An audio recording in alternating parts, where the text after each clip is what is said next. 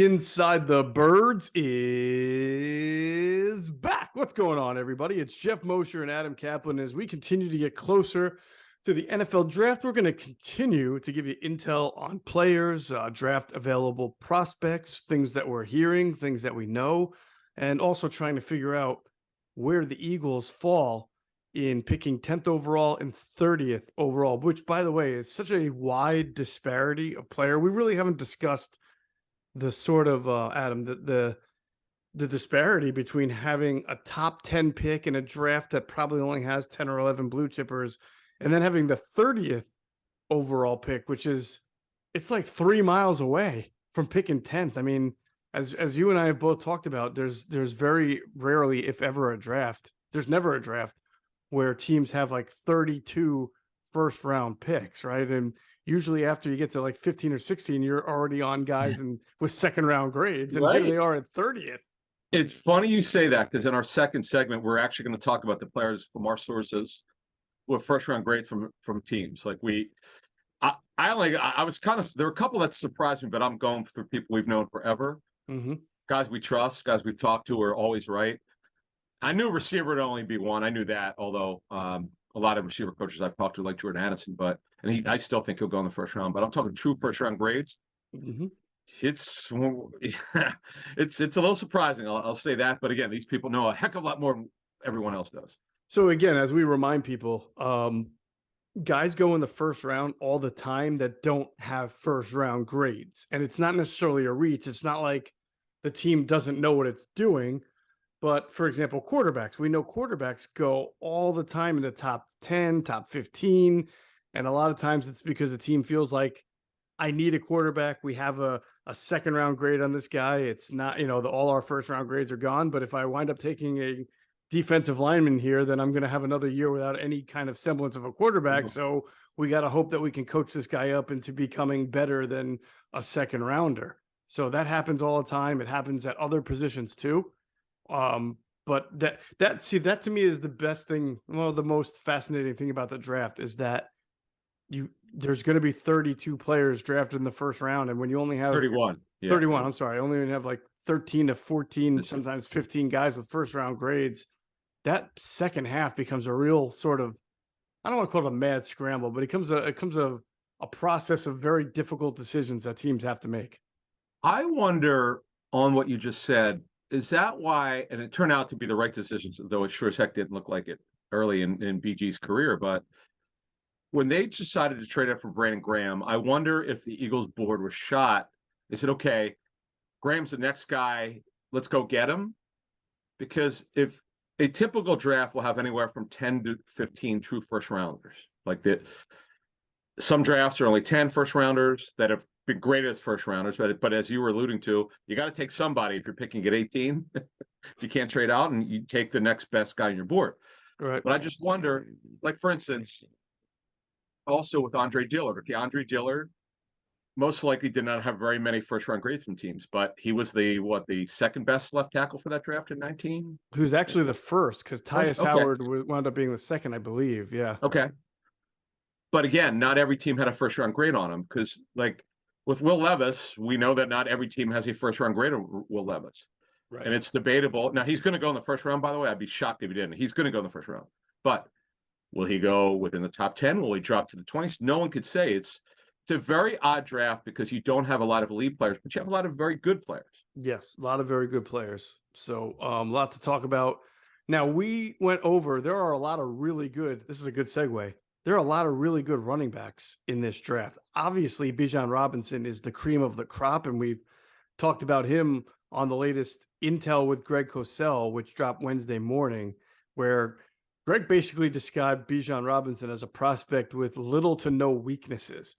Doesn't mean he's the best player in the draft, but it just means when you're looking at what running backs have and what you're asking for them to do or did it do in college, he did everything really, really well. And that is definitely the case. And we'll see what that means to NFL teams that have devalued the running back position for years now, where he goes. But Bijan Robinson is not the only good running back in this draft. And when we started to talk to Greg about different guys who can do certain things you can tell Greg thought that this is a pretty good and deep class of running backs. It just, you get into the chocolate and vanilla flavor thing. Like some guys are good at some things, other Sure. guys are good, better pass catchers. Some guys are better bruisers, but it's a nice running back draft.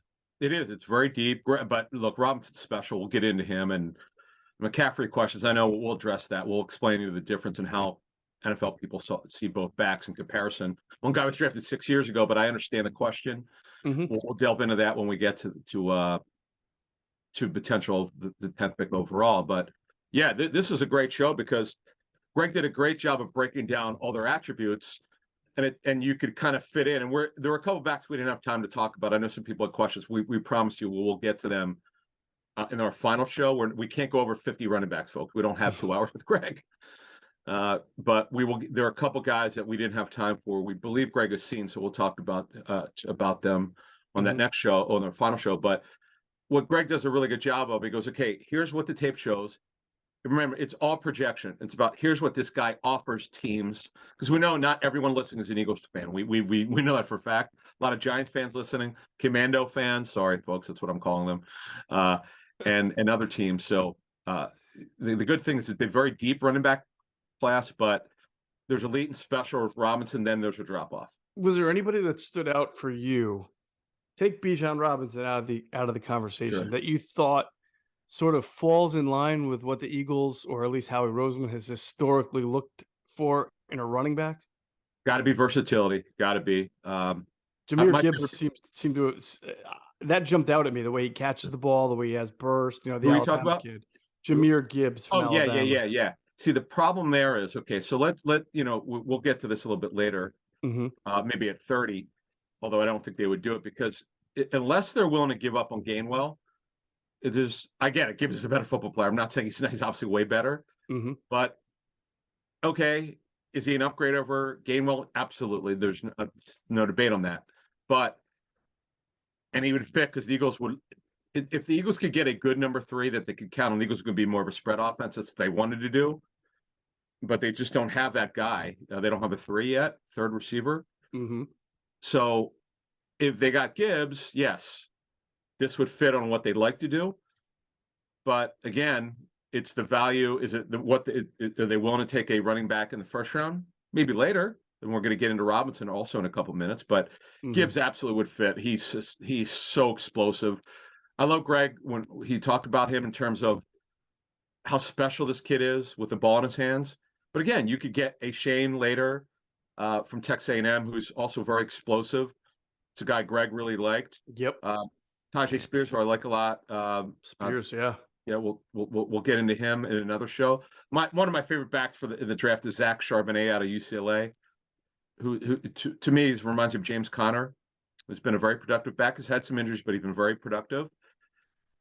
Zach Charbonnet is a guy that could be a 3-down back. He's a little bit underrated as a pass catcher. He's well built, can handle it. Like he's stocky, strong, like James Conner, and he's a guy that could be a 3-down back. But again, the Eagles really looking for that at this point because they definitely need a lead back. But a lead back in the Eagles offense might be, as you talked about for a couple of years, it may be only 12 or 13 carries a game. And Miles Sanders was primary first, second down back. Though I'm told the Panthers see him more than that. Eagles did not. Well, I think the Eagles at one point saw him, and then by the end of his career did not. That's why they picked him in the second round. They thought he would eventually get that way. But he was at his best year as an Eagle. So I don't understand. It's very odd, but okay. They thought otherwise. So it's still a need. There's no doubt. But is it a major need? They may not see it that way. We'll see. So we will cover with Greg on the final preview show next week. We'll cover wide receivers, and we'll also ask Greg about some prospects at positions we've covered already, but that he didn't see tape on that person yet. We know there's about at least 5 or 6 guys we want to ask him about that he didn't have a chance to watch tape on that he now has. And they'll all be pretty pertinent because they'll all be pretty good players.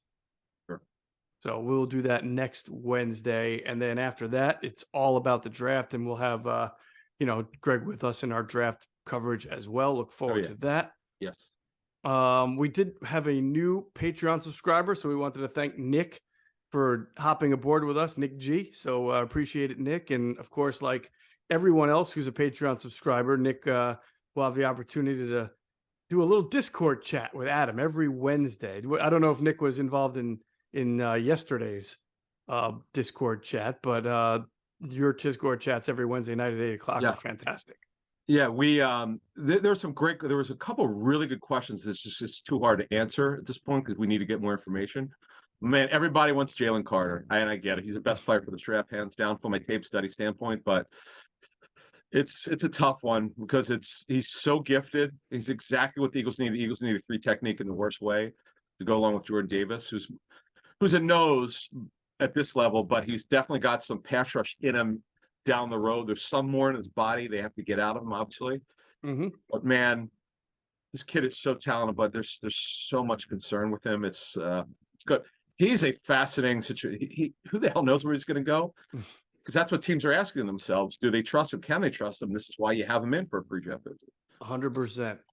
All right. So remember, we'll be doing our Patreon subscribers Q&A on April 25th, I believe it is, at 8 o'clock. That's a Tuesday, right of draft week. And we'll try to empty the notebook with them. So again, if you want to participate, patreon.com/inside the birds. So we'll have a lot more for our Patreon subscribers.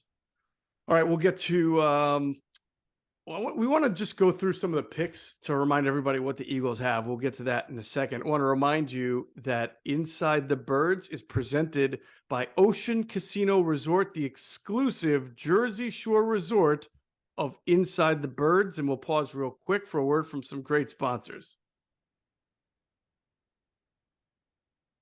All right, Adam, let's just give an overview of the Eagles draft picks. Now, we keep saying, I think I've been saying, man, they only have 5 picks. They only have 5 picks. But recently, about a week and a half ago, maybe longer, the comp picks came out. I think the Eagles got 1 comp pick out of it. So now they have 6 picks. Actually, I don't think they No, did. they got none. So that's always been have, 6, right? I'm reasonably sure that they don't. I'll triple check. No, you're right. You're right. I remember that the Eagles did not, because they signed Hassan Reddick. They signed some other guys, and they really didn't lose anybody. Yeah. So yeah. So they have 6 picks. I think I've been mistakenly saying 5. You know why? Because I didn't they only had 5 in 2018. That was of the 5. They all did well. Like I thought 5 were really home runs. Yeah, that was the Dallas Goedert, Avonte Maddox, Jordan Mailata, the defensive end that we all love, Josh Sweat. Yep. And then one other guy in there. I don't remember who that one other guy is. I'm pretty certain they all kicked butt in that year. They've all been good. 2018 draft. Second round was the tight end. Second round was Goddard. Goddard's a home run. Yep. I forget who the third round was, if there was. I know Sweat and Maddox were both fourth rounders. Yep, Sweaty was. Yep, Maddox in the 4th. Well, they too. I when I look at it, I totally forgot both were in the 4th.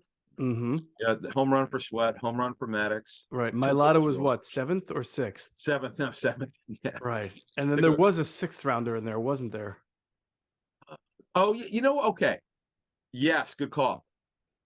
Now, I would say Matt Pryor was a hit only because he did what you expect a 6th-round pick to do. Only a backup. Right. Start if you need him to. He became a multi-position player, which I don't think they thought of him as a guard. But they got that right. That was a great draft for only having 5 picks. It really was. It really was. And now the Eagles enter this year with 6 picks. So let's go through their picks, Adam. Yeah. Go ahead. Yes. 10 and 30, obviously, we all know that. This is the craziness of it. Okay, so you said they have 6 picks. They have 4 picks within top 94, but then they don't pick again at 219. That's crazy. So that is crazy. Because of the Jordan Davis, the trade up, and obviously AJ Brown, this is what they have. 2 first, 10 and 30. I still don't know what Mickey Loomis was thinking, the Saints GM. I don't know why he did that trade. I mean, not that they were thinking they were going to be bad, giving up the 10th pick over. They didn't know what pick it would be. But anyway, they have the Saints pick at 10th overall, their own pick obviously at 30, 2nd round, 62nd overall, 3rd rounder, 94th overall, no 4th, no 5th, no 6th, 2 7ths, 219 and 248. So yeah, it's a little, because I know you see it in social media. Every fan's like, they're going to trade down. They're going to trade down. I keep asking people, who are you trading with? Who's going to trade up? I'm not saying it can happen. This is not a great draft, folks. It's just not. Now, we saw. Now, here's how it can happen.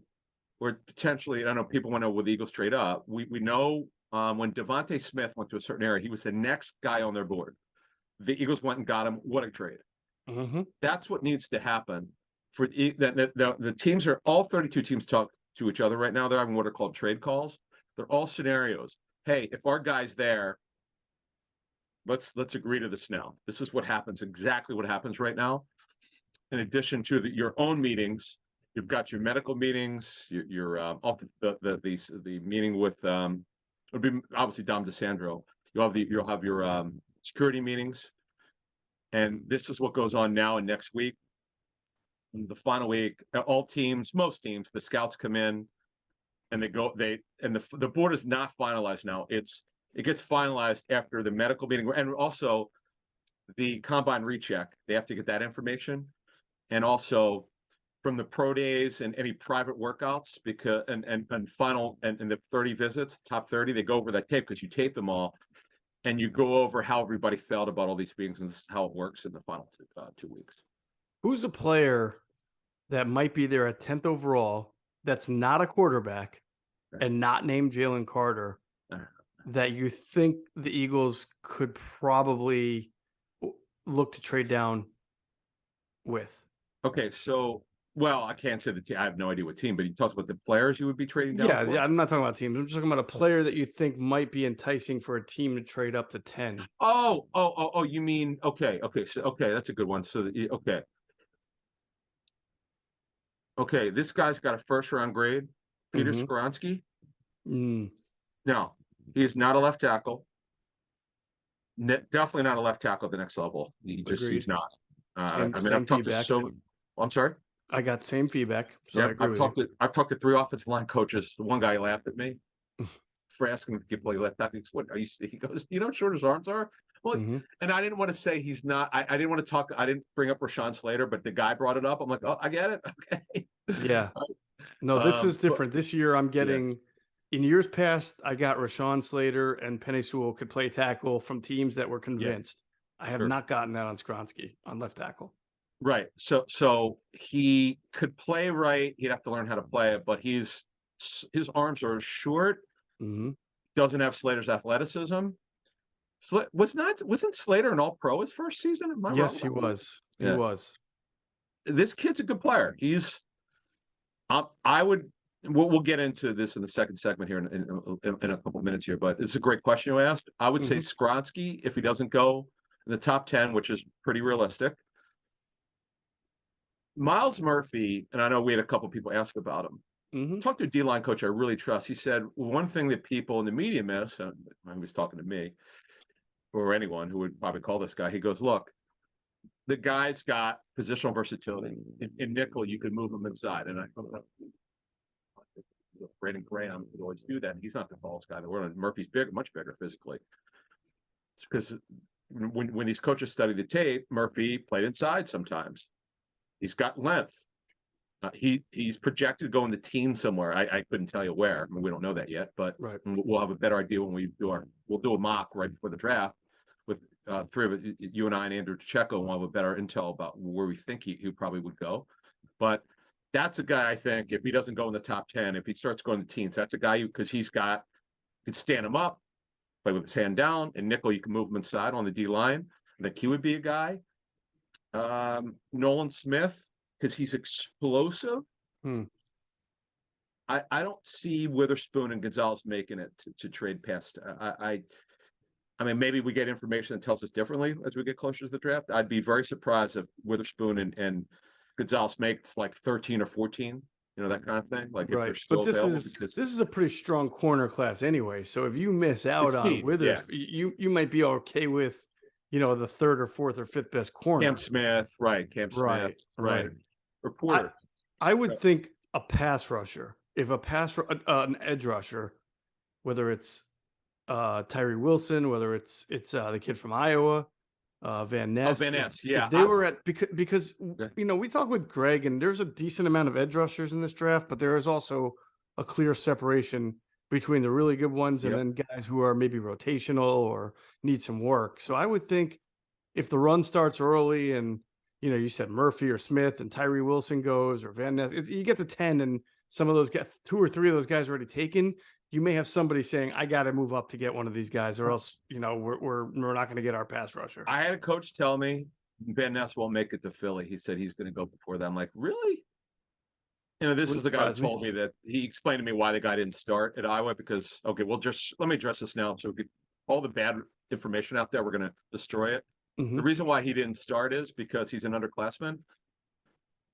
Kirk Ferentz, the head coach of Iowa, this is what this guy told me. He goes, upperclassmen start. That's just the way it is. He goes, this guy doesn't know every position because he's a D-line coach, but he said, this is what happens. And other people in scouting have the same exact story. Now, my only issue with Van Ness is he put a lot of weight on over like a year and a half. He came to Iowa much smaller, and which I understand. Guys grow and all that stuff in terms of physically, but he's a really unique player. And remember, folks, it's not about now. The draft is about projecting what this guy will be over 4 to 6 years. And in fact, I think Bruce Feldman, that was one of my favorite college writers. He actually, I think he actually wrote that he didn't think he'd be there. In the teens, he thought he would go inside the top 10. Right. Yes, it is. As a Big Ten follower, I do know that the Ferentz sort of mantra is to play the upperclassmen all the time. This kid, Van Ness, is a sophomore. I mean, he's a redshirt sophomore, so he's been there for more than just 2 years. But it's not like he's a 4-year starter or anything like Correct. that, or Sure. a 4-year even player. So Yeah. he's kind of the rare kid that comes out of Iowa, that inexperienced. But you just watch him do his workouts and watch the tape, as people will tell you, and you'll see why he's coming out. I mean, the kid's got some special athleticism about him. The 2 years of really good tape. This past year was like he lined up everywhere, under tackle, DN, stood him up. He's got super high upside. The people saying he's going to be bust. You're not basing it on tape. You're just not. You're just, well, he didn't. We just gave you the answers. I mean, we gave you the answers to the test. We just told you why he wasn't starting. I mean, if you watch his tape and you didn't like him, okay. I mean, I don't know what you're looking at, but I'm going to look at. I have coaching tape on him. I'm going to look at it next week to see what other people are saying. But the people we trust have raved about this guy for 2 months now, so it's kind of the point. But I had the same questions other people had. What the hell wasn't he starting? I know why. There you go. So let's talk about the draft in general. We've mentioned that there are not 31 first round picks, and in some drafts, I'd say you're lucky to get 15 to 16. I can't remember ever, Adam, hearing more than 16 first round grades. Can you? No, Bill Polian told me it's rare more than 50. It's so funny you brought that up because Bill was emphatic. When I got to know Bill during our time at ESPN, the Hall general manager, was one of the things he said, because I never heard of this before about, oh, they're only like 12 or 13 first round grades. I'm like, I don't understand it, but they're 32 picks. I just didn't get it when I first started coming to the league. So then ask people and they go, oh, no. Yes, they're going to be 32 picks, but they're only, in this case, they're like 31. The Dolphins forfeit the pick. But it's just based on, okay, where do you slot this guy? Okay, he's our 10th graded player. He's a first round pick. Our 18th graded player would not be a first round pick, but if we have the 18th pick overall, unless we can trade up, we have to take somebody. Right. Alas, that's what it means. There you go. All right, so let's talk about who is a first round pick from a grading standpoint. Now, we know that there's probably going to be 4 quarterbacks that go in the first round, in the top 15, maybe even in the top 10. We'll see. But who actually is considered a first round pick at quarterback? Okay, pretty much 2 guys. Yes, you got it. Bryce Young and CJ Stroud. There's no question. Any draft, these guys are going to the first round. Yeah, I would say this. I think Bryce Young. I don't care. Look, if Peyton Manning and you take Hall of Famers, he's still a first round. He has to have a first round grade. Now, I know there's some teams that have a real problem with his body type. I don't get the sense the Panthers do. I know my friend Chris Mortensen from ESPN. He was the first to say he thinks it's going to be Bryce Young. Just talking to people who connected to the Panthers, they don't think Bryce Young is being scared off by the Panthers to his body type. That's some people think around the league, based on information I have. We'll see. But I'm just talking about ability to process, super high character, terrific football player. This guy's a first rounder. It's I just wondered. I wonder if there's a team out there that doesn't have a first round grade on him. I'd be shocked.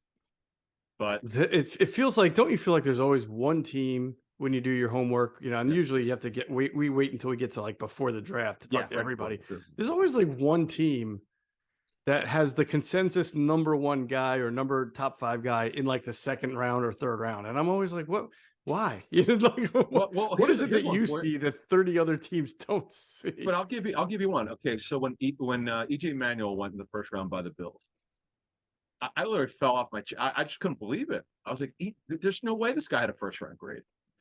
So the funny part about that was I remember talking to a couple of friends who worked for the Bills at that time, and they have no idea. Buddy Nix made the call then, who was their general manager, but everyone was pointing fingers. There were guys there then that did not agree with it. Mm-hmm. And it was one of those, like, I don't know if you remember this. Joey Harrington was not supposed to be the Lions pick. It was supposed to be Quentin Jammer. Mm-hmm. And if you talk to Matt Millen or other people were there then, I kind of think, and Matt was a GM then, I believe. That there was pressure from up above. Yeah. The board, the board changed. It was one of the strangest situations I've ever heard of. Mm-hmm. So this goes on your point, without someone manipulating the board at the last minute or something like that. Yeah, you're right. Not every. I've always said this about coaching team. You could talk to 32 general managers. They could now leaving off the field stuff to the side. Just tell me what you saw. You might get 15 different opinions. Yeah. I don't know how, but so with the quarterbacks that we were talking about, if you set aside Bryce Young's size or lack thereof, right? I'm not sure, just based on my sourcing and intel that I get, which is probably similar to yours, and I'm not sure why Bryce Young wouldn't be the number one overall pick. If you're just talking about talent for talent, I know the feedback that I get on CJ Stroud is that his ball placement is excellent, very accurate quarterback, places the ball where he wants, and that's great. But there's not that many things about Bryce Young, especially this last year when he didn't have 2 wide receivers or a tight end that are all going to be like top 10 picks. He had excellent, even in losses, he had excellent games where he showed very little flaws, and he diagnoses well, I'm told. He does, you know, he's processing. He's got a good enough arm, even though he's not the hugest guy. So I really don't know what, like, if he had the same exact height and weight as CJ Stroud, I'm not quite sure why you would take Stroud over Bryce Young. But, you know, let's go back to last year. Somehow Derek Stingley went ahead of Sauce Gardner. There's not one single person I think you and I spoke to who by the end of the year said that Sauce Gardner was not the number one corner. Right. Not one single person who would tell you that you might want to go with Stingley over Sauce. And then we're not disparaging Stingley at all, by the way. We're just, everybody said Stingley's a top 10 guy too, but for whatever reason, that one team, Houston, decided that Stingley was the guy over Sauce Gardner. Here's why. They drafted for scheme. They wanted a zone corner. This is what Lovie Smith wanted. Nick Caserio, now it was his decision. Nick Caserio, the GM, he turns the card in. He has personnel control. You should have said, we're taking the best player. This is what we talked about on a couple shows ago when Chip Kelly didn't want Aaron Donald or whoever they were picking in the 2014 draft. I think it was whenever Donald came out for that draft, because his arms were too short. Drafted the best player, man, regardless of position. I know it's hard for teams to say that, but you missed out on a Hall of Fame player because he didn't meet your measurables. Figure it the bleep out. I mean, come on. Have you gotten any feedback that CJ Stroud does something or one or two things much better or even better than Bryce Young, that he should be number one pick? Or I mean, other than his size, and he may have a stronger arm, we'll ask Greg that. It's a great question. We'll ask Cosell that on our next show, just for the fun of it. I guess Greg knows Bryce Young personally. One of the things I love about Greg, he does know players. He's really good at separating relationships from just the tape. This is what the tape tells me. Bryce Young, you don't want to say a perfect prospect, but and I know some teams can't get over his 5'10", and he's a little bit smaller than you'd like. I mean, he's not. We thought he was 5'11", 6 feet. He's actually shorter technically than Russell Wilson, believe it or not. Mm-hmm. 5'10". Russell Wilson's 5'10" and a half. And this kid's 5'10", I think, and 1/8. But anyway, great discussion. And yeah, Bryce Young, coached by Bill O'Brien, for a couple of years as the OC of Bama, now Bill's with Patriots. He did a great job when he played in pro offense. He made a great point. All these receivers leave, right? Alabama, he's still great. That's a true testament of how special he is. 100%. So those are the two quarterbacks with first round grades. We've obviously talked about the one running back that has a true first round grade, and that's Bijan Robinson, who, the amount of questions we still get about Bijan, and I think it's fair because this could be the year, right, where the Eagles really get tested as far as are they fair in their process, because there's a real chance that Van Ness and Witherspoon and Gonzalez and and Tyree Wilson are not there at 10, right? There's a really good chance it's between, maybe Skronsky's there, or maybe the fourth or fifth best corner, or whoever.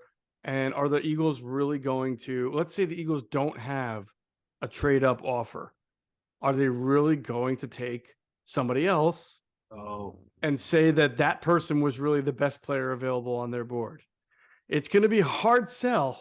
I mean, again, there's not I've gotten no feedback that Bijan Robinson has a fundamental flaw, and he's the only running back who people are telling us is a true first rounder and a special playmaker, and he could be used in so many different ways. So I hate to say it, but I'm almost sort of, as a journalist, kind of like not rooting for, but like really wondering what happens if Bijan is there and a lot of those other quote unquote positional priority guys aren't there, and what do the Eagles do?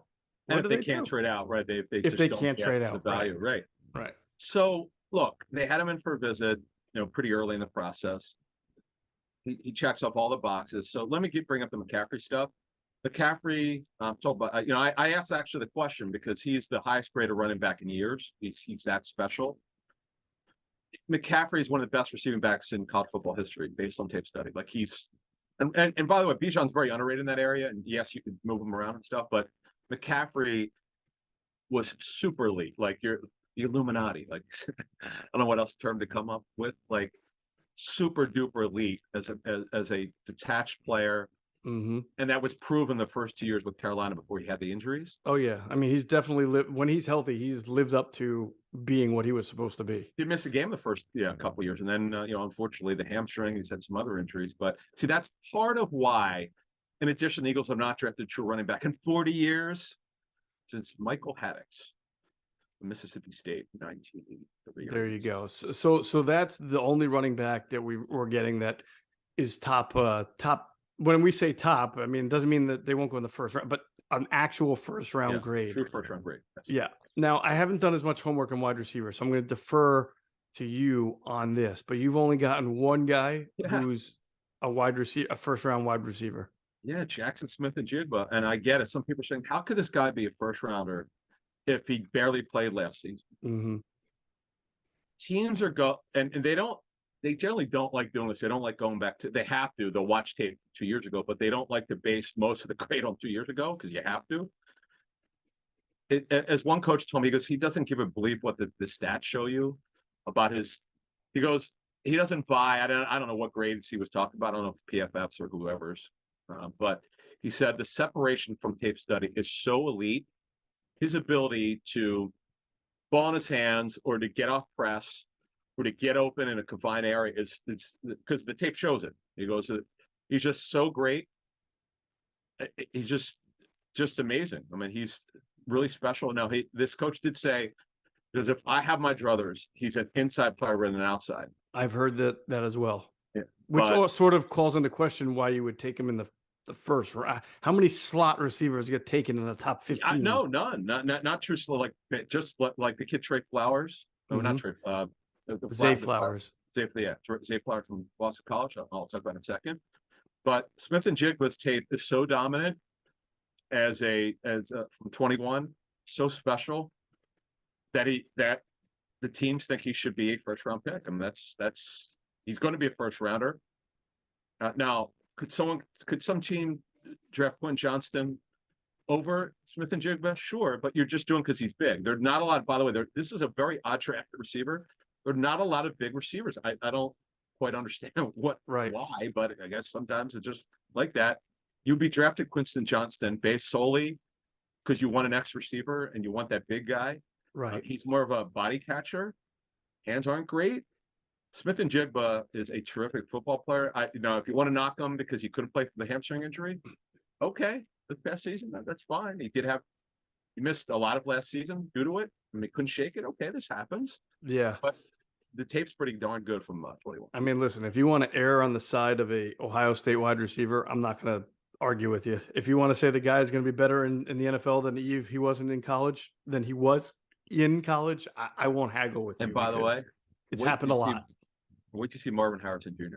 Oh man, he's going to be. He's already a top 5 pick, man. I know because I'm hearing from personnel people with that or who have been to you get to you go to watch tape when you go to the school. We're not talking about him much right now because he's not in the draft, but it was kind of like with Sauce Gardner that November of his final season at UC. And I started mentioning like nobody's talking about this guy, but you're going to. Yeah, it's like I wound up being the best player in the draft, and I felt kind of squeamish saying it because I'm probably going to be wrong about that. And now it looks like I might be right, but I just had heard like this kid is so special. Yep. And sometimes it doesn't work out. Something happens. He's not quite you thought. Maybe he has a bad senior year. Whatever the case may be. Sometimes it's like you see a guy as a junior looks unbelievable, and then senior year fizzles. Who knows? But this Smith and Jigba, he's just really, really talented. Yeah, that Marvin Harrison thing. I know I've said this before on this podcast, but it reminds me of when we were doing work on Ruggs and Judy coming out of Alabama, and everybody would say, "Yeah, they're pretty good. They'll go in the top 10." Oh yeah, but they're not even nearly as good as their backups. Next class, like, right? And they would say, "Yeah, no, this Jalen Waddle and Devontae Smith, that's right. They're going to be better." I remember you saying that. I remember exactly that discussion. I'm thinking, how's that even possible? Guess I know what? It is. I know it's amazing. It wound up being true. Call. All right, so the only offensive lineman, I'm glad we're pointing this out too. That true first round grade is Skronsky, who we talked about from Northwestern. I know that on a lot of mocks or a lot of analysts have Paris Johnson going pretty high, and he might because he's the top offensive tackle. But I've also been there are some guys I've talked to who just don't love his game. They think he needs more work than you would ordinarily want from your first round offensive tackle. Totally agree. His guard tape was not good, and I'm being kind. In 21, he had to play there because of necessity. He's a tackle. He's got great length. He's a good kid. He's just not what you want in a like. If you're going to take him at in the top 10, you're not basically on the tape study. You're basically on a need, and you really want to get out of that thing. You don't want to be in a position where you have to take a player. You hate doing that. Like we see this with quarterbacks over the years. When you need a quarterback, you're taking one. It's the Mark Sanchez argument, and he made 2 championship games, but the Jets made sure he would not be a big factor. They ran the heck out of it with Thomas Jones, but look, it happens. I get it. But Paris Johnson's going in the first round, but again, he's very few teams have a first round grade on that, but he's going to go in the first round. But he will go in the first round, right? Oh yeah. All right. So as far as defense, Jalen Carter, we've talked about that. He might be the best overall player in the draft. Yep, could be.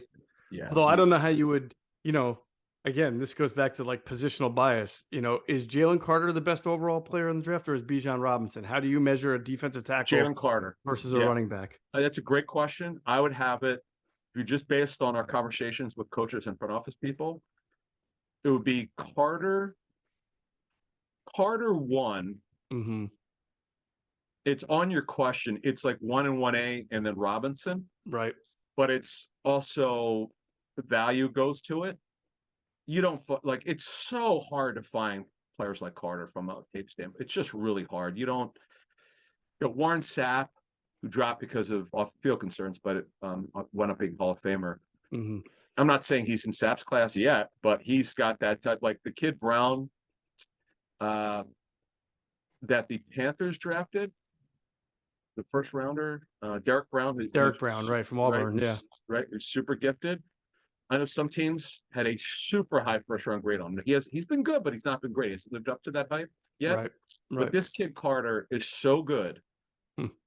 from a tape standpoint. He's got a first round grade from, I'm sure, every team. But Right. then you got to get to the off the field, and who the hell knows where he's going to go? All right. As far as edge rushers, we have talked about Will Anderson from Alabama, Tyree Wilson from Yep, he's A&M or Tech. I just Texas lost Tech. He's definitely Texas got a Tech. first Right. round grade from team. Yeah. From Alabama. I think I mentioned this on the pod before. I like to ask players. I like to ask personnel people. Don't tell me who the best player is. Just tell me who like your favorite player to watch was this past year. Somebody who just, man, you just got excited about their tape. And more than two people brought up Tyree Wilson. There's just something about his play that, personnel people really like. So I would imagine he's a top 10, 12 guy. Um, and His maybe length. even the first edge rusher too. Well, probably Yep. probably behind Will Anderson. Although I don't, would you be shocked if Anderson had a little bit of a tumble just because of what Greg has said and some of the feedback that we've got? Yeah.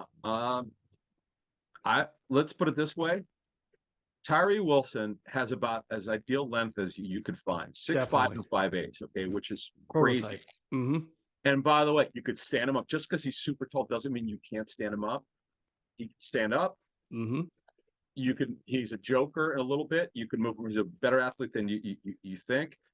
Longest wingspan of any defensive end for this draft, 84 and a half. This is crazy. This is I don't know if this is, I've never heard of this before. I have to see if it I gotta find out if who else in the last 10 years has longer arms. 35 and 5'8" arms. Wow. It sounds like he compares a little bit, both physically and athletically, to what JJ Watt.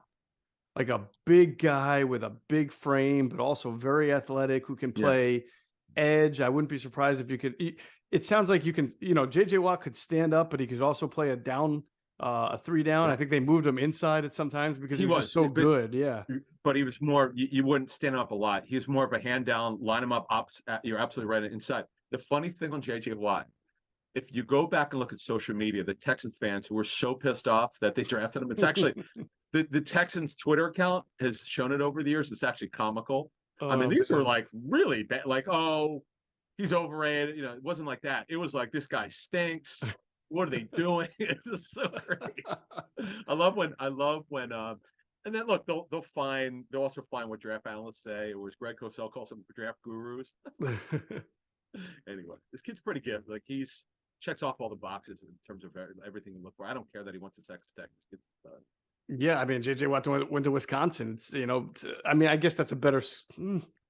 They're both not like top 5, 10 programs all the time, but they're both pretty good. Remember, JJ was not heavily recruited. Correct. And so Tyree Wilson, Lucas Van Ness's first round grades from so many teams we spoke with, Nolan Smith and Miles Murphy. I haven't talked to all 32 about him, but the more we talk to, because I know people asked us, why didn't we talk about Miles Murphy a couple of weeks ago? Because we didn't have enough information on him. Right. You have to keep asking, and they love his length. He's not a supreme athlete, but he's good enough. He's got a great motor and he's got length. And again, as I said earlier, coaches think he could play inside and nickel. So that would be the edge rushers. And then the last two have first round grades from everyone we've spoken with so far. Be Devin Witherspoon and Christian Gonzalez. Only 13 players. I don't. Now again, are there some teams that have Paris Johnson as a first round grade? Probably. I'm sure there might be one or two. Mm-hmm. But again, they look at tape differently than other teams. I'm just going to say that. Right. I'm trying to think. Do you remember what Greg had to say about Miles Murphy? I don't remember. Oh, Miles Murphy. I don't know. I don't know. Because we went through edge rushers with him, and Greg was on that list, but I don't remember Greg's, sort of singing a tone that this guy should be a top 10 to 12 guy. Okay, I don't remember, but we're gonna make sure we ask him again. It's a great question. I will mark that down. Make sure we ask him. Honestly, I don't remember. Right, I don't either. And usually some of the things stick out to me about certain guys that he talks about. Yeah, for sure. So that's the 13 players right now. If there are any more that we get, but we have a pretty clear. It's really hard to get this. We had to work hard for this and kind of narrow it down. Based on people we spoke with, so it's that I feel pretty comfortable with it. We may find a couple more teams that are more bullish on other players to be first round grades, but if we get that, we'll pass it along. Definitely we will. All right.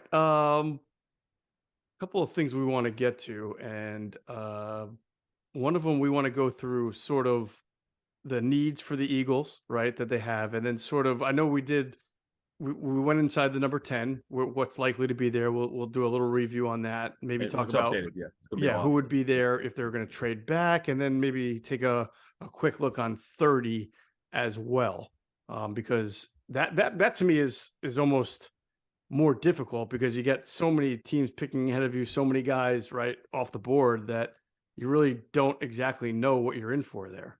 Can I ask this question? Why is everyone so insistent that they're going to trade down from 10? Why wouldn't people start bringing up, why would they trade down from 30? All right.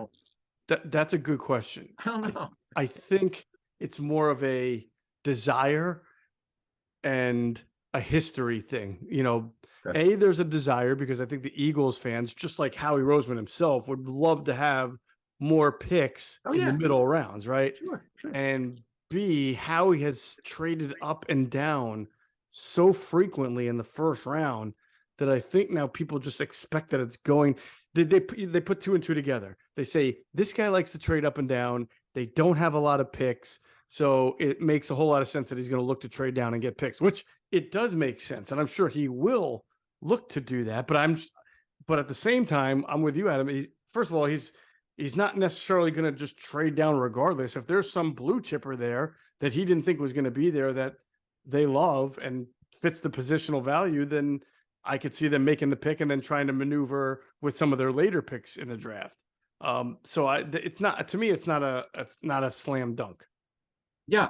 Well, again, as we said earlier, if you want to, everyone's like saying, okay, well, they're going to trade down. They're going to trade down. I mean, we see this every day. Okay, well, again, who are these teams trading up for? Right. Does somebody fall because these teams don't know who is on. They don't know how the other teams graded these players. Mm-hmm. So again, not all boards are different. So correct. If somebody drops from, to 10, and they've had the Eagles already had these trade calls, and they go, hey, if our guy's there, we want to trade up with you, Right. So remember, Chicago, the funny thing was Chicago called the Eagles. They decided not to do it. Chicago talked to every team in front of them when they wanted to trade up for Justin Fields. Oh, I'm in Fields. Yeah, Fields. Right. They called everybody, and I remember source, close to the situation, said, no, we're good. We know who we want, and that was the Devontae Smith draft. Yes, because then they wound up making the deal with the Giants, if I'm not mistaken. Right? Oh, yeah. Well, but wait, wasn't it? Didn't people? Was it the story that Gettleman wanted Devontae? Like, did he not? He wanted Devontae Smith. Then they wound up trading down, and he took Kadarius Toney instead. Yeah. Yeah, it's just so funny.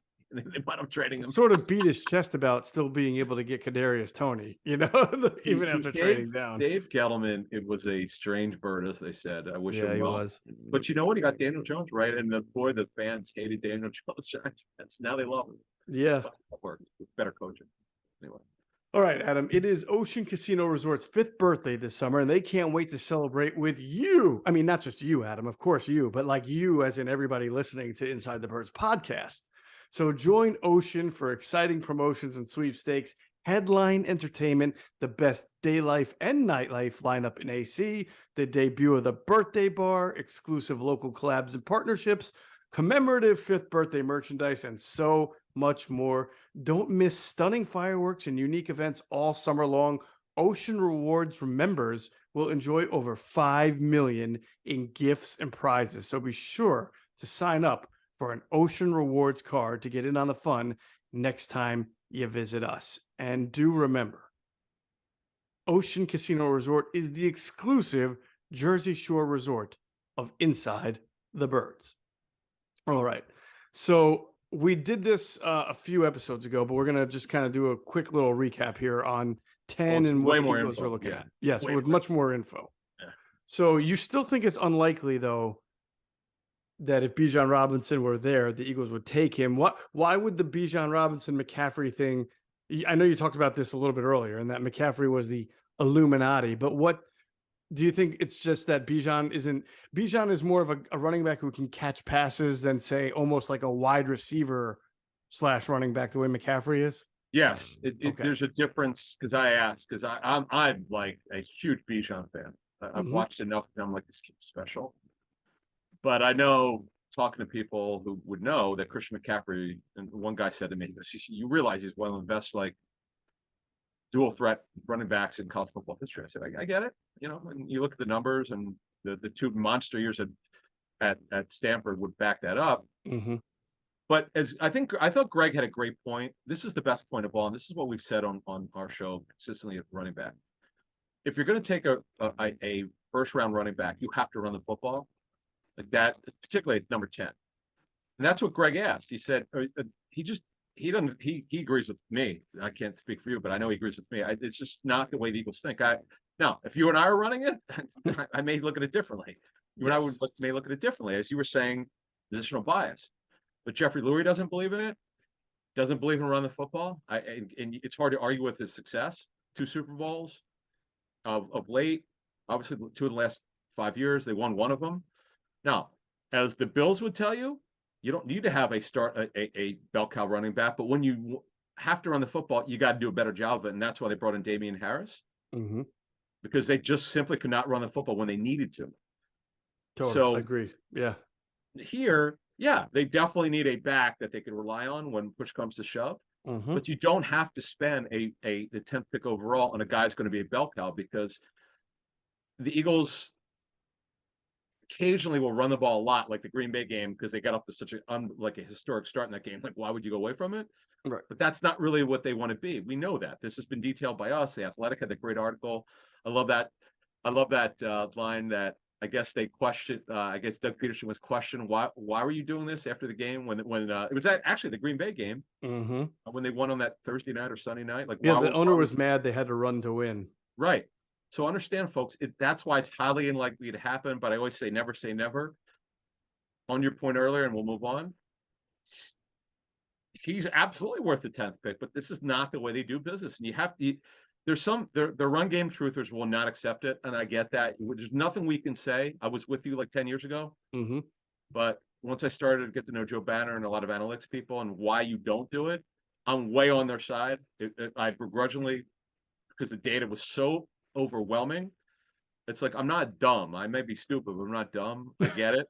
I didn't want to accept it, but yeah, I was like, okay, you're right, but I don't like it. But I had to accept it. And John Fox would never agree with it, and Jack Del Rio. You go through all the run game guys, and okay, a lot of head coach Mike Zimmer. You could go through all these guys who love to run the football and don't believe that you have to run the football first. Well, a lot of guys don't agree with them. That is correct. They do not.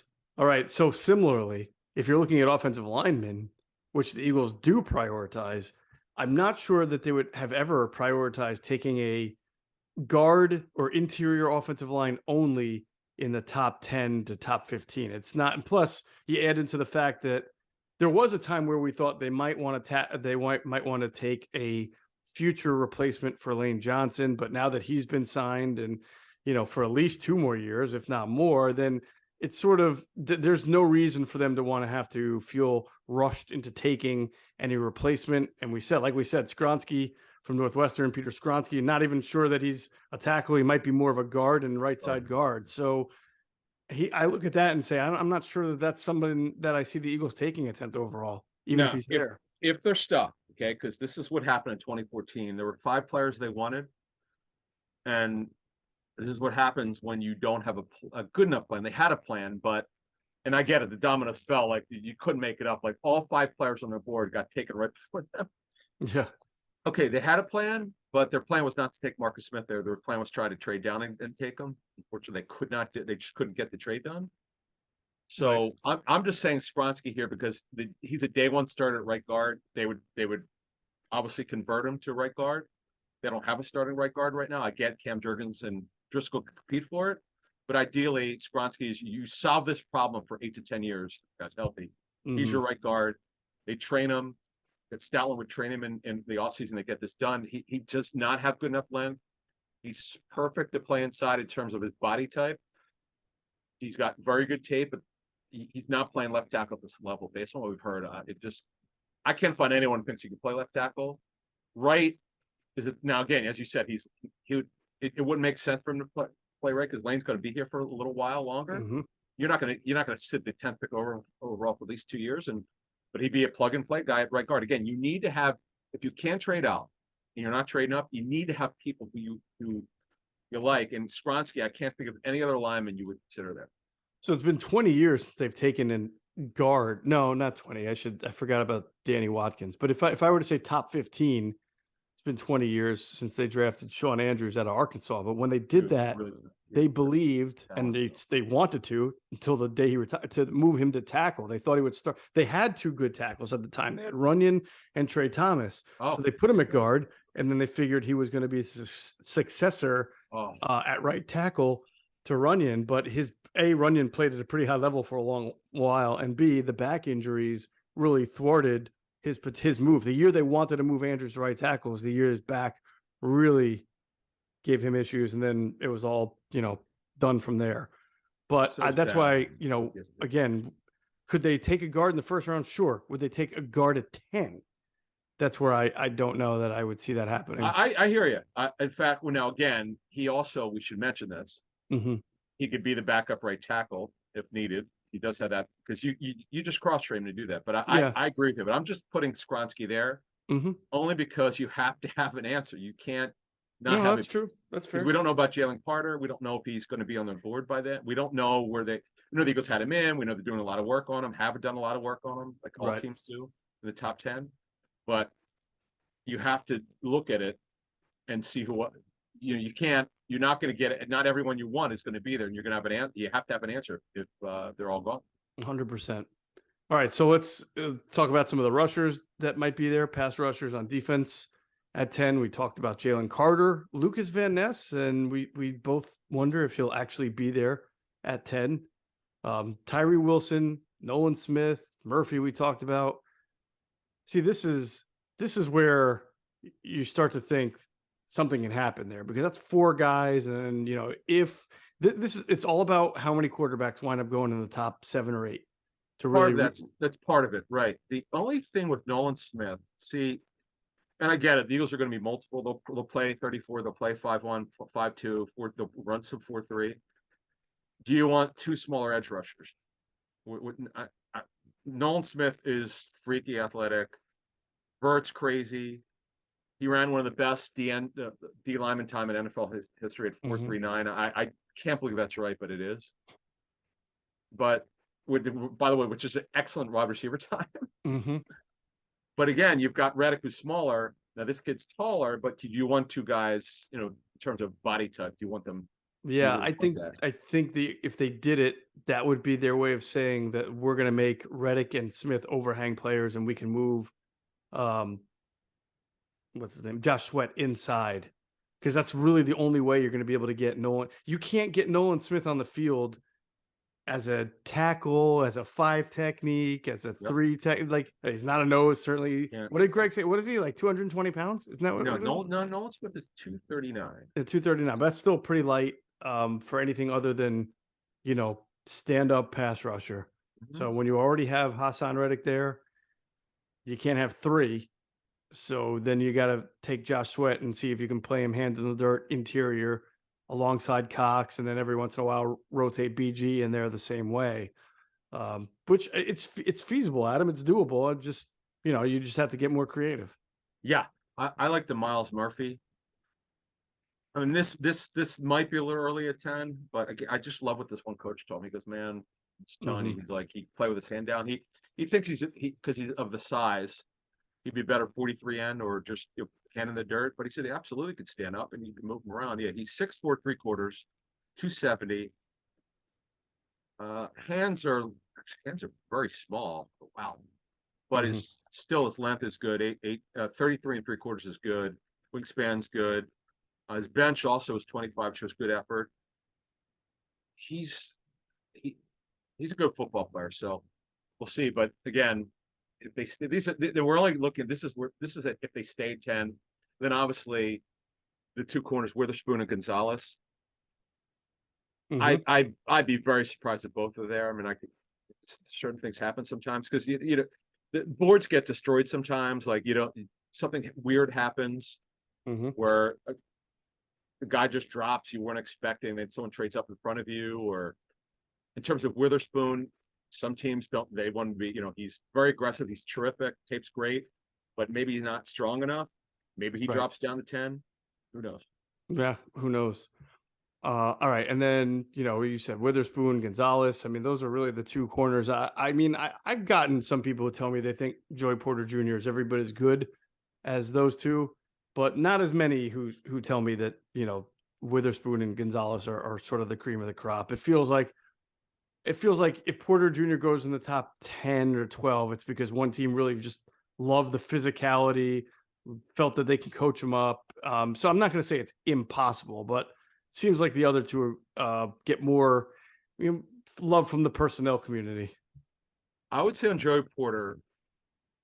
See, the thing with now we don't. Sean Desai, we're learning more and more and more about what he wants to do, but what Hmm. we don't know is we know they're going to be heavy zone, but how heavy is that going to be? Is it because you saw Gannon start to play a little bit more man as he got more comfortable with the talent that he was given? Hmm. So will this guy do it? Because Joey Porter, he really needs to play in a man system, press, or even if you got to play more man with him because of his size. He's just length. He's strong as hell. You know, so Hmm. that's why I don't see him being consideration at 10 for the Eagles as of right now. I could change my mind, but he's a really good player. I mean, he's just again, it depends on what system you're on. Yeah, absolutely. All right, so we'll take a look at a few other options in a second. First, I want to remind everybody to check out our friends at PHLSportsNation.com, enhancing the fans' experience with their coverage of all Philadelphia sports teams. For the fan, by the fan, that is their motto. Make sure you check them out at PHLSportsNation.com and on Twitter at PHLSportsNation. Let's pause real quick for a word from our other great sponsors, our friends at Sky Motor Cars. Sky Motor Cars in Westchester is a different sort of dealership. All it takes is one look at their Highline pre-owned vehicles that people all over the country want and need. Owner Brett Schiller, make sure you don't spend a dime of your money before you purchase the car. Sky Motor Cars allows you to make all the decisions regarding your next vehicle. At Sky Motor Cars, you never have to spend more than necessary. Visit SkyMotorCars.com today or call 610-918-7225. And if you stop into Sky Motor Cars, make sure out there in Westchester, PA, make sure you tell them Adam and Geoff sent you. You will get a great deal. All right, so now we want to go into what? Like guys that might be available that the Eagles would look to try to trade back because they may not want to take a 10. Yeah, I mean, see, we're not sure, we're not clear yet on how Side's going to use his corners. Mm-hmm. See, Cam Smith is a guy who's really a good football player. He's a guy that, to me, based on what we've heard about where he should go somewhere in the teens. And the draft, again, it's for future needs. Well, I still think they're making a mistake just relying on Greedy Williams to be the third outside corner, based on the significant injury history. Mm-hmm. And why not get the eventual starter that you're picking this high, or obviously if you trade back, you're still picking high, for your two veteran outside corners, Bradbury and Slay. I get it; they're pretty much locked in for 24. But after that, they both could be gone. So why not do it now? There's nothing wrong with it. It doesn't mean by the kid's third year he'll be starting for sure, or whoever they would take an outside corner if they do in this draft. Right. That guy would, in the first 2 rounds or 3 rounds, that guy would be starting by year 3 for sure. Right. All right. So we'll reset here. What do the Eagles need? Because as we get to 30, I think we start to, we get away from pass rusher, which we know of. That seems where a cluster could be. 30 could be a variety of different players. So we had a little debate on the last podcast on whether it's defensive tackle or safety. And it's very fair. I mean, they need one of each. I was saying the way they build their team, I would feel before you can get to linebacker and safety, you got to have someone next to Cox and Jordan Davis who can play that other spot, that other technique. And oh, by the way, Jordan Davis is not a given himself anyway. But safety is right up there as well. What else, Adam, as far as needs, do you think when you look at this team would align with in the draft? Okay, so for the future, again, it's not about the season. Of course, for the Obviously, when they future. draft, you hope the guy plays a lot, but realistically, for the next 4 to 6 years, they have to have a 3 technique to play against. Jordan Davis is going to be starting for a long time now. How many snaps he gets, we have no idea. Mhm. But they're obviously they draft him for a reason. They need a big time 3 technique. So they need a 3 tech for the future. They need safety. As I can't mention this enough. I get it. They don't do this. And Brian Branch, we'll talk about 30. This is I have a hard time believing he'd be around at 30. Agree. But I'd fall over if you and I were running the show. I'd go, dude, turn the card in now. Before anyone changes their You mind. run to the podium. You're right. As they say. Right. So the 2 biggest needs are 3 technique tackle, D tackle in the future, safety, coverage safety, DN. They need depth for the future. Guard, there's no question. Yep. More edge rushers. Secondary needs, 3rd outside corner, or future corner. I get it. They don't have to do the corner in this draft. Mhm. Totally fair. Need a slot receiver. You don't need to do it now. You can get a veteran to fill that need for just this year, but for the future, it would be nice if they had one. Inside linebacker depth, they don't have any. And they also need, as a secondary need, a swing tackle. Mhm. They don't have that guy. Now, obviously, you could fill that with a veteran. You don't have to do that in this draft, but Sure. particularly because they don't have enough picks. All right. So when you get to 30, it's cool because you can play around with different positions. I mean, you're still trying to get, as always, the best player available, but sometimes the positional priority doesn't matter as much because you're already to a point in the draft, right, where you're sort of picking from your 2nd round pool, and there's a lot of different players who are going to be ranked all in a cluster there. So you mentioned wide receiver, right? Into like a slot receiver and wide receiver depth. And it just sounds like from once you get past Smith and Jigba, when you get to like the Quentin Johnson or the kid from USC via Pitt, Jordan Addison, right? Yes. And then Zay Flowers, it sort of feels like people don't know exactly. This is not a big, tall receiver draft. You mentioned that. This is really kind of you're an outside guy, but maybe more like an inside guy kind of draft. So I know Zay Flowers has some polarization as far as whether he's an inside guy or an outside guy. So every receivers coach I talked to so far, I've talked to 5, all said he's slot, and you can move him. You can use him as a Z if you need to. Sure, that makes sense. Now, that to me, if he goes up in the upper half of the 1st round, I'd be floored. He's very good. I'm not saying he's not, but he's 5'9" and a quarter. He's only 182. Very short arms. His body type is slot. It's 40. He runs faster than a 4.42. He's got great initial quickness. To me, if he's there at 30, it's a conversation because they I should say have to. They need a 3rd receiver. We all know that they need an upgrade. Yeah, This would be a fine pick. Zay Flowers. Now, some people think he's going to go much lower. Okay, that's fine. But I'm just saying, if he's there, it's a conversation. I mean, it's a definite guy. He's an upgrade over Quez Watkins theoretically. I mean, I think he'd be your slot receiver from day one, and you'd be pretty happy about that. Yeah. Yep. All Other right. guys. Go ahead. D tackle Elijah Cansey. I believe he'll go in the 1st round. Not everybody thinks so that I've spoken with. I get it. He's got one major negative. His arms are so short. It's going to be a problem for teams. I get it. Yep. You and I know this. There's going to be some teams like, no way we're taking him in the 1st round. We may not even take him the 2nd. Right. But his tape is so good. Yeah, but the bottom line is they're going to be, as you just said, they're going to be teams that don't think he can be a 3-down lineman, right? They're going to think he's an interior nickel rusher more than anything, and that's not, that's great if you're getting 12 sacks, 13 sacks, and you're playing 60, 70%. But if you can't play that much, if you're not a 3-down DT, it's going to hurt you. Sure, fair enough. I love the kid, by the way. I really like the kid a lot. I just like what I've heard about him and seen from him. His burst is ridiculous. Yeah, you have to get over the arm length. I get it. I get it. It's going to be a problem. So Cansey's he has a chance to be there. They have to decide what he is, because again, when you're at 30, you were saying this earlier. Like beggars can't be choosers. They're not going to have right. Now again, we're only saying if they can't trade out, who would they take? Right. The kid I love talked to more coaches about him. I get it. He's had some injuries. As Brian Breesy, Brzee, I think it is. Yeah. say, I mean, yeah, Hmm. it's. I have to actually. He's done some interviews. I've seen different pronunciations of him, but I will have to hear him say his name. This kid has got major upside as a 3 technique. I know he had the ACL injury a couple years ago. The tape's pretty good. He had a shoulder injury. Hmm. He's got really good burst. He has upside as a pass rusher. Like your 3 technique doesn't have to have 15 sacks. It's not what we're talking about here. He's got to have obviously some burst to get the quarterback. Yep. But they need that. That's something they have to look at.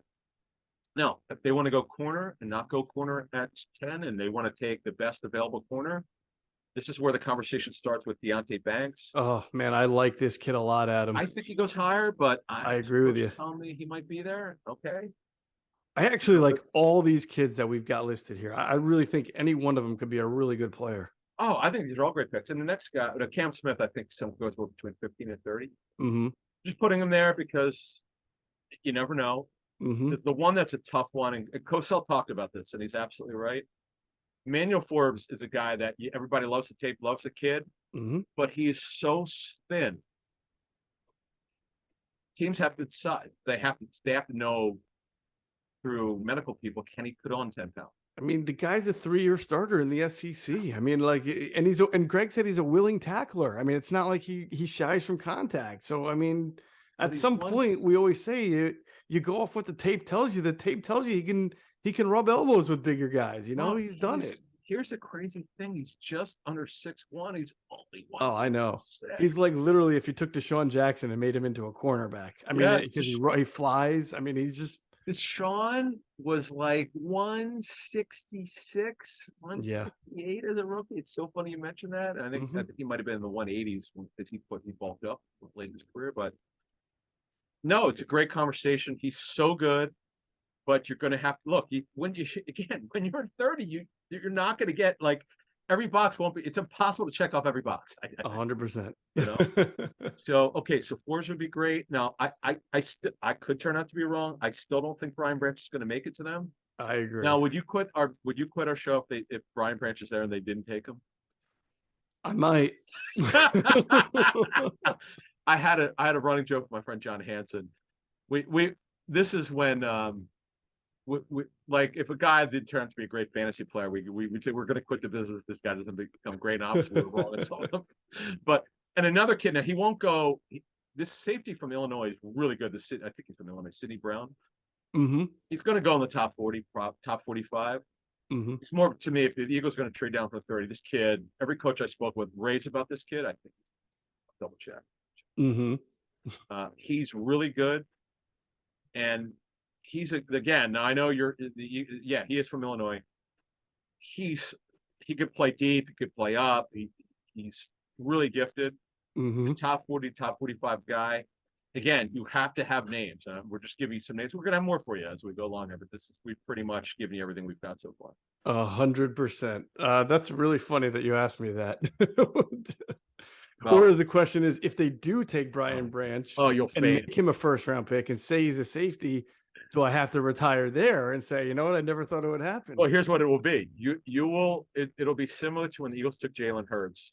When I wasn't looking. You know, I was texting with people, and I see the exclamation points come in on my phone. I'm like, what the hell? Yep. And I turn around, I'm like, WTF?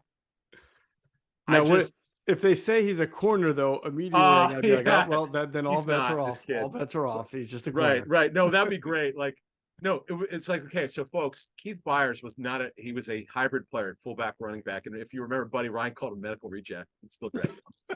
That's right. Keith at number 41. He's a pretty good Eagle though, and based on what they asked him to do. But that'd be great. I didn't even think of that. If they draft a guy as a hybrid player, you would still win your bet. They still want to check for the pure safety. Anyway. Good stuff. All right, that's going to do it for this episode of Inside the Birds, the leading podcast in Eagles intel. As always, we thank you for flying with us inside the birds.